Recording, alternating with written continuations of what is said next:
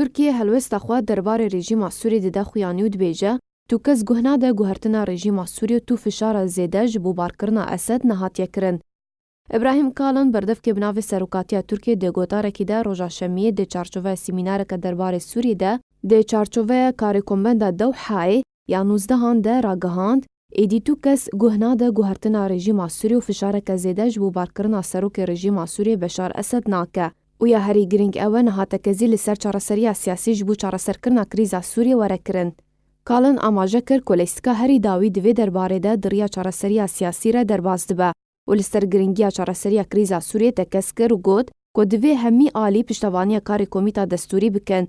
Kalin got jî eger derencam û belgena erênî jî komîta destûra Sûrî hatine der, dibin serpiriştiya netewên yekirtî bi piştevaniya civaka navdewletî wê demê eger heye behsa hilbijartinan were kirin. کل هندور و درو ولاتین سوریه دنگی خو بدن.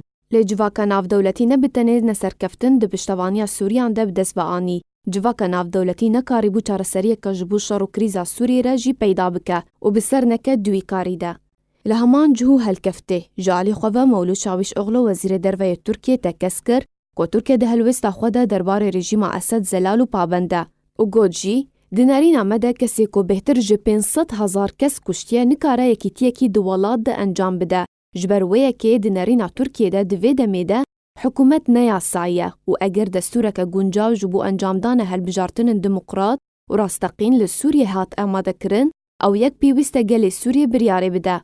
وکو دیارو لبرچاف ترکیه پیوندی خواه لگر رژیم سوریه ده سال 2011 ده دسپیک شر و شورش سوریه ده بری. و دەسەڵاتە تورکی و بەتایبەت ئەردوغان بەشار ئەسەد gelek caran bi encamdana tawanên şer li dijî gelê Sûriyê tomatbar kir û berpirsayetiya kuştina bi 100,000 welatiyên Sûriyê û derbiderî û koçberiya wan ji malê wan ê xiste distûyî wî de.